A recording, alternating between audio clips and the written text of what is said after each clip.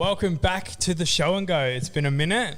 Boys are here in person, floating about behind the scenes over here, talking a bit of footy and some of the biggest storylines out of the weekend. Boys, first one, we had the Panthers sealing at the death with Melbourne. A lot of reactions to that one.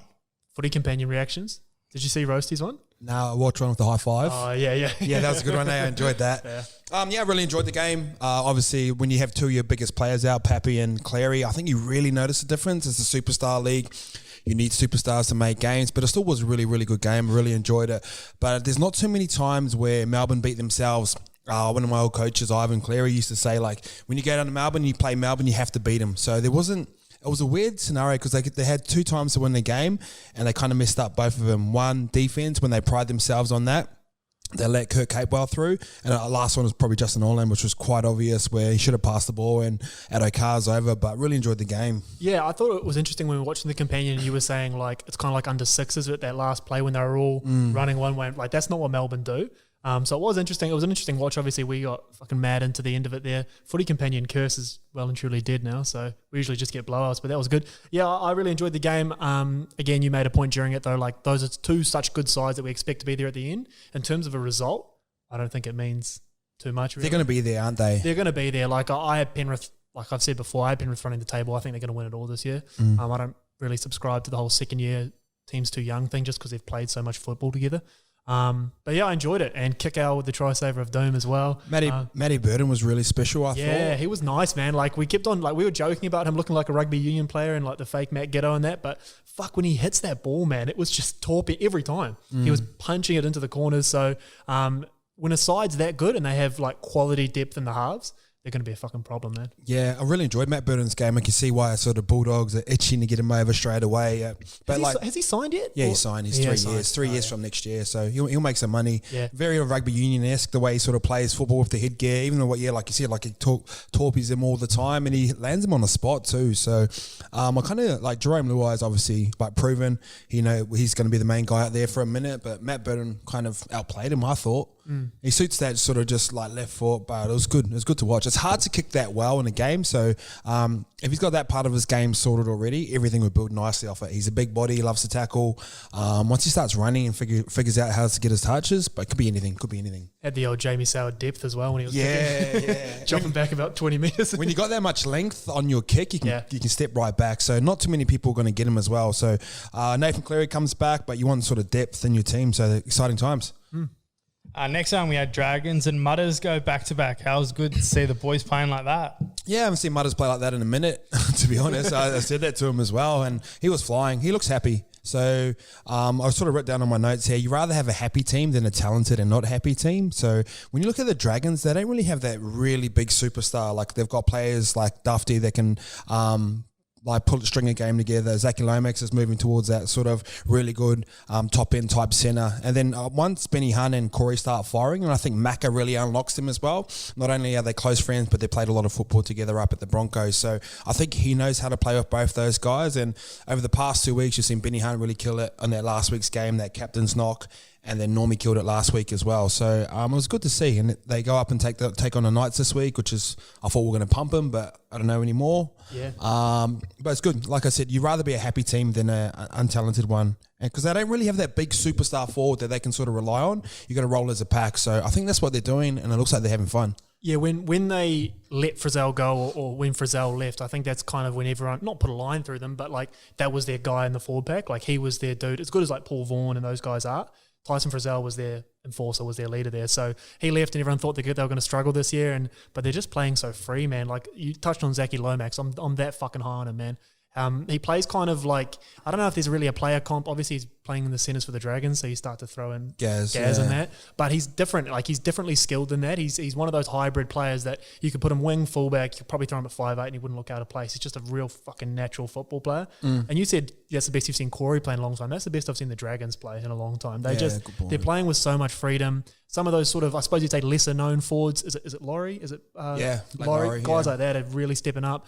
I'm not too sure how long Benny Hunt's out for. I think 6 weeks. He's going to be out for a while. So I think Clune's going to come straight in. I was even tossing up Jack Bird. Like, it's good to see Jack Bird back playing football, and he set up one of the last tries where he's hanging out the back. You think of natural footballers. He almost won them. Like, he got the Cronulla team back on track when they won the comp that year when he was playing 5'8". He's done a little jink off and they beat the Roosters when the Roosters were a real good side, and that sort of started their like 15 win game streak. So any way that you can get Jack Bird more ball in different scenarios, I think is a good scenario to be in. So it depends if they got Braden Williami that can come there, but I think they'll go safe with Adam Clune to see how he goes. I think Bird might be suspended this week as well. Oh yeah, he is actually. Yes, but no, like long term, it's an easy cover. Yeah, no, look, the Dragons played unreal, and like you said, it's good to see Corey and the boys playing happy and playing free. And it makes going to training fun on a Monday. When you're winning games and you just sort of roll up on the Monday and everything seems to go good, like video's a little bit shorter, the water tastes a little bit better, your traffic's better, your missus isn't complaining as much. Winning just helps a lot of things, and there's a few teams that aren't, and we'll touch on later, but life's good when you're winning. One team that is winning, Jackson, is your Warriors. Did they? Yeah, apparently. I didn't see that. Read them often, yeah. Yeah, everyone was coming at you. Yeah, I copped a bit of a spray after that. I backed against the boys. You'd happily cop a spray that, fucking happily. I actually lost a bit of money as well, and I was fucking happy to throw that away. So that was like Warriors of old sort of shit. It was one of those ones where they're a side, man, and whether it's nostalgia or whatever it is, every time they're down, and they were down, I think, 26 with 20 minutes to go, and there was not one part of me that didn't think they were a sniff. And it wasn't just because of obviously the Raiders' injuries, which we will touch on, but when Roger is in that mood, and you can tell he just is not giving up on any single play, not that he ever does. No, but never. Roger was just in that mood where I was like, fuck, if they can get the next one, I kept saying that, if they can get the next one and the next one, they're a chance there. The defense around the middle, and we said it, Justin and I in our show last week, they're still so shaky through the middle. You had, I think, 3 props for the Raiders crash over. Elliot Whitehead scored as well. Like, they give up some tries through the middle there because the boys are just obviously big and fatigued, and these new rules are killing them. But fuck, they can score, man. So I got mad up, and obviously Roger at the death. You probably can't write it any better than that. Yeah. Great game. Like you said, nostalgia. The Warriors sort of created that style of football, the comeback style, very like early 2000s. But they were awesome to watch, and you just never they almost play better from behind because there's no pressure on them as well. So that's what it felt like. I really enjoyed Cody Nicarima's game as well. We sort of talked about last week where like sometimes he struggles to find touches because when he plays 5'8", he'll kind of play second fiddle. So he'll get the second best ball, he'll hold a wide 4, and if he doesn't get it, he kind of goes missing into games sometimes, which is hard as a half. But that one try that he scored, like he had so many touches. So the way he can get back into games is through offloads. You've got plenty of offloaders in that team. So as soon as he gets an offload, he should be the guy. He should be trying to get himself in those types of scenarios. And the other one's when he runs from hooker. Like when he runs from hooker and dummies and goes, he's hard to stop as well. So with Cody Nicarima, you could really up his like involvements. They call that in AFL, where say he touches the ball maybe 25 times a game, he touch it more than that. But if you can get those numbers up to like 40 to 60, and they're all in different scenarios where it's not just first receiver running shape, because it doesn't look, he can do it, but it doesn't look natural to him. Yeah. But then if he gets an offload and he just, that try he scored, it was fucking, not too many people be able to do that as well. So really enjoyed that part of his game. Obviously RTS you spoke on, captain's knock, going to be a massive loss to the game. Crazy, but yeah, loved it. You love to see the Warriors do well. They're kind of like the people's team at the moment. They're laying the biggest sacrifice. They're moving all their families, like all that stuff last year.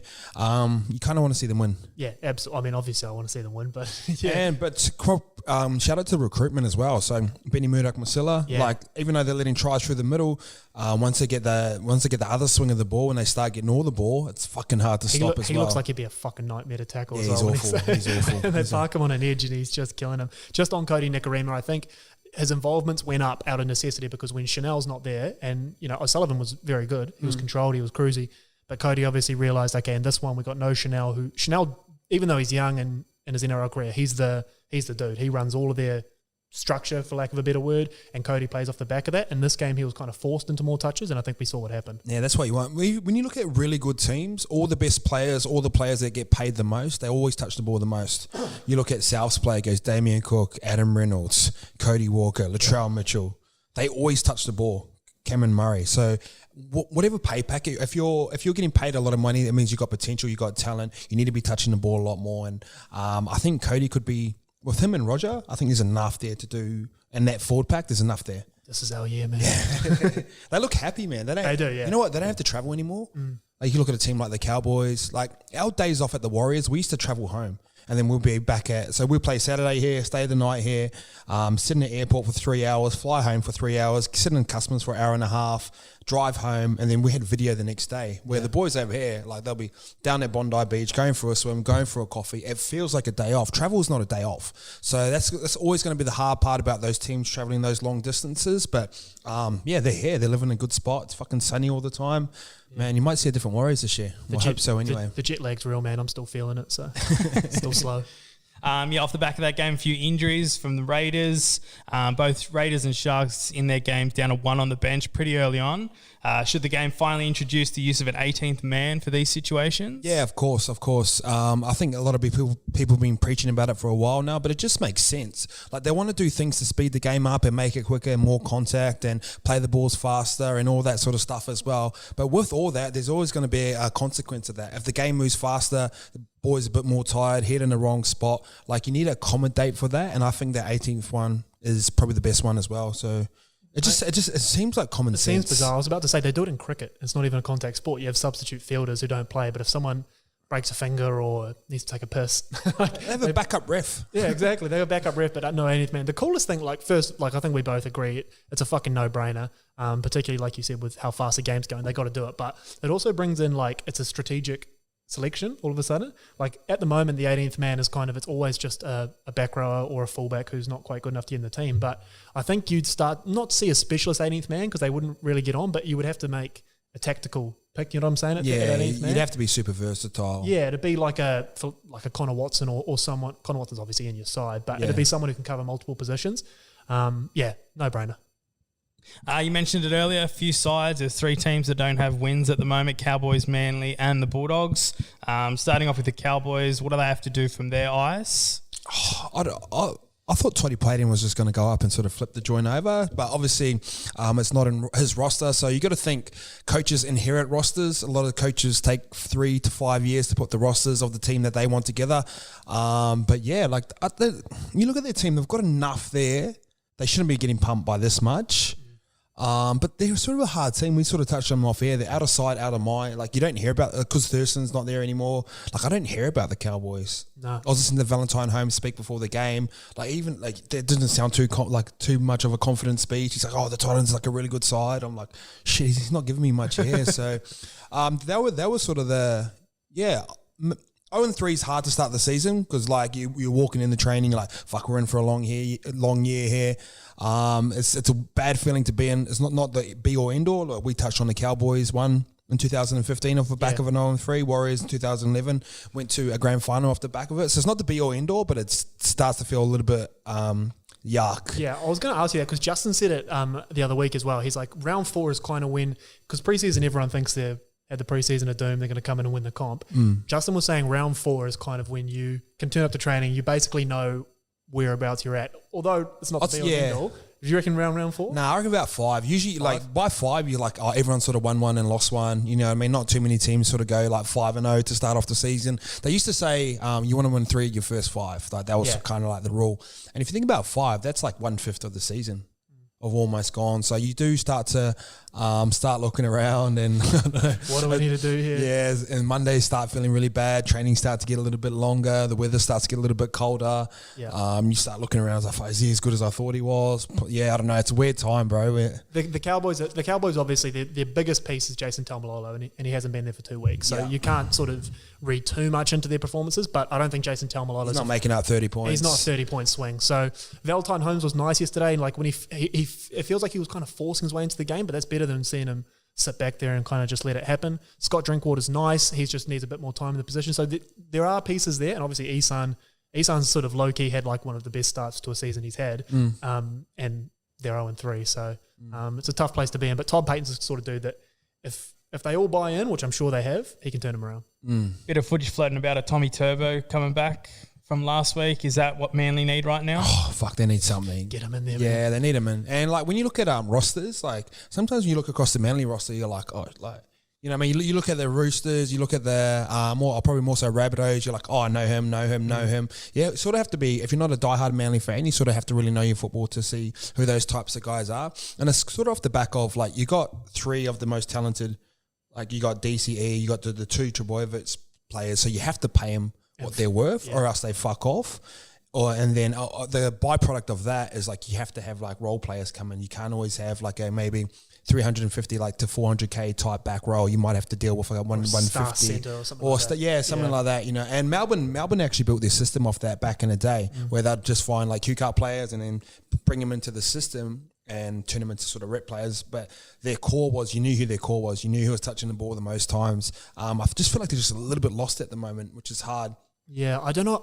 I agree. I don't know if Tommy Turbo, I don't know if he's like the answer. I think there's the problems there are a bit deeper than just a gun fullback, but he changes their whole attack. Like the way they attack at the moment is they're being forced, you know, Dylan Walker's still kind of finding his feet back there, and Tommy Turbo plays so direct, and he makes so many sort of Ryan Pappenhausen-esque sort of breaks through the middle there. That's not really Walker's game at the moment. So, you know, I'll say, I reckon that he makes them 2 times better than what they are right now. Yeah? On his own, yeah. Okay. Not just because he's there, but everything just sort of moves a bit better. Because you got DCE, he's probably like, he'll be filthy the way he's playing. He loves football. Jake Travojevic always trying. And then Kieran Foran. Yeah. You know what I mean? There's like 3 really good footballers right there. I think he just squares everyone up. Because then once Tommy Turbo starts swinging right, fullbacks going that way, that gives Fozzie a better chance of a wide 4-on-4. So you'd be surprised what a really good fullback can do. You probably notice that with Pappenhausen. Like Nico Hines is good, but you know when Pappy's on the field. You knew when Slater was on the field. You know when Tedesco's on the field. That's how important the fullback is right now. And Tommy Turbo's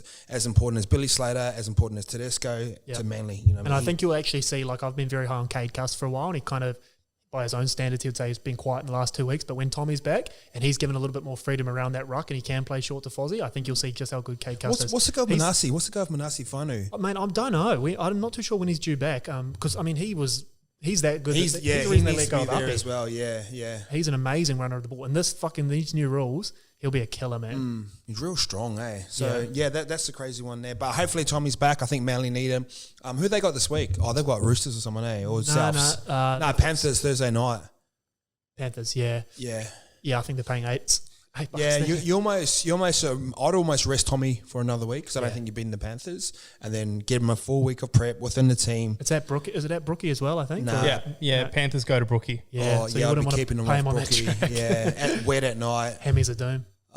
Yeah. Give him another week. You need Tommy to sort his hammies out, man. I know he'd be doing everything within reason, and he trains really hard and that sort of stuff. But funny injuries, hamstrings, eh? Like, yeah, such a hard one to sort of know when to come back from. But yeah, look, obviously, if he comes back, Manly are going to be a shitload better. So 0-3 for them. I reckon they're 2 times better. 0-3 for them isn't as big a deal as probably people want to make out. But I think there's maybe some deeper issues there than just Tommy. Last one, Doggies held scoreless back-to-back weeks. What's doing and where does their attack come from? Yeah, like I'm high on Trent Barrett. I reckon he's a really good coach, but he hasn't got off to 2 really good starts as a head coach when he's gone to new clubs, and he's always gone to rebuilds. So Bulldogs are in a rebuild. You think that'd be like just a little bit better, like not. Yeah. You don't expect them to be winning, but you expect them to be competing.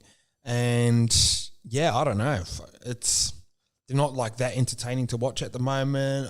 They've got a good side. I think it's like when you say you expect them to be more competitive, we look at what they did last year, and they had, you know, with respect to the guys that are out there, they had not a shitload of talent, and they were fucking in every game up to their eyeballs. And in these last couple of weeks, they haven't really fired a shot. And I'm still sort of waiting for Jake Averillo. Obviously, playing behind a pack that's going backwards is never easy for a guy who's new to the position, just trying to figure it out. Yeah. He's nice, man. Like for everyone smashing me in the comments about Jake Averillo, he's nice. Trust me. Wait till he gets a bit of fucking room and a bit of reps under him.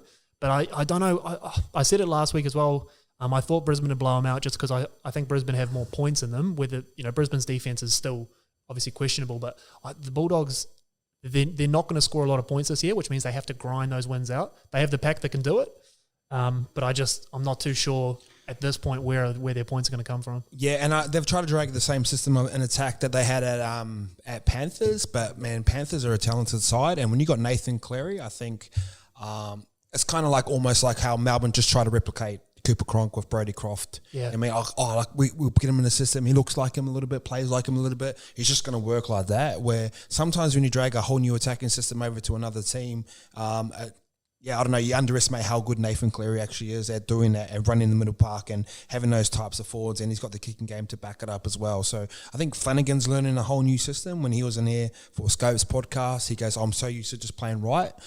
His eyes naturally just go right, where when you hold the middle of the field and the way that they attack, you need him eyes up everywhere and understand his role within there. So it'll take some time. They might sort of roll into the Titans type model of last year, where like they're like getting pumped, and then something will turn. Like someone might have a big game and they get excited and they might string a few games together and then roll into the next season. But it's going to be a tough one for them this year, I reckon. Yeah, I think it's going to be a tough season. I think it'll be between them and the Cowboys in terms of sitting a bit lower. I don't see where the points come from this year for them. When they do add those pieces like Burden is going to be important. And Josh Adokar, like when they get, I mean, Nick Kotrick is another one who he'll probably admit he probably hasn't been at his best so far as well. There's points in Nick Kotrick. He's a fucking game breaker when he wants to be. So, do you know what? A Matt Burton kicking game makes him 2 times better, because you're not defending or you're not coming off your line all the time. He can kick you out of trouble, and bro, it's so important. And then once you get down and you defend up and you got more energy about you, that type of attacking system that they normally run becomes a lot easier, because you're like you're up, you're excited, you actually got energy. You can see the defense a lot cleaner, and that's where they need to get to now. They're just on the back foot the whole time. It's fucking hard. They still got the forward pack of doom. Like they've still got a mad pack. They just it will turn. I don't know if they'll do enough to turn them into a top 8 side, which people were kind of sniffing at the start of this year, just again off the back of how well they had a dig last year. But they will turn. We've said that about all 3 teams that are 0-3, but it will turn. It's the NRL, man. Yeah, and there's sort of rumours about Cheese sort of getting about there, and like he messaged us. He goes, "Oh no, those aren't true anyway." But like he'd be handy there, wouldn't he? Yeah. Again, like we were saying the other day, Jeremy Marshall-King's super creative out of there, but a gun running hooker at the moment, like a powerful running hooker at the moment, is just money, man, because of the way that these sides are still adjusting to the set, repeat. Cheese is having a field day. You don't need to be Damien Cook. Nah, you just need to run. Strong. Yeah, you just need to run. So, even guys like Wade Egan's running. Like Wade Egan is much more of a, what would you say, like a creative hooker rather than a running hooker. But he's having a field day running because he knows when to run. Jeremy Marshall-King is still sort of learning that part of his game. Super creative, super athletic, but still learning when to run. If Cheese went there now, it'd be a fucking game over. And sometimes when you're like a 9 or a 7, sometimes you get stuck in trying to look after everyone else. You sort of forget about your own game as well. But when hookers run, when halves run, good things happen. Yeah. Always. A hooker that's in form and a half that's in form, they're running. They're always running. They're taking on a line. They're confident. They're making their tackles as well. So he just needs to build that into a game and understand when to do it. So, and you'll be surprised if he took 3 runs in the first half off the back of an offload and got 3 quick play the balls, but that can set up your next 4 or 5 games. That's how small it is. You look at the Dragons, they've played they played half a good football game early on off the back of Benny Hunt, and then everyone gets a bit more confidence. And once the ball gets a little bit quicker, forwards start looking a little bit bigger and faster and stronger, because everything happens off the back of that. But it has to come off the backs of 9s running and 7s running. Damien Cook's had 1 off game this year and 2 good games, and the 2 good games he's played, they've smoked them. So that's it, man. Handy side. All right, bro. Hookers. Is that us, Lukey? That is the show and go. We'll be back next episode. Right up.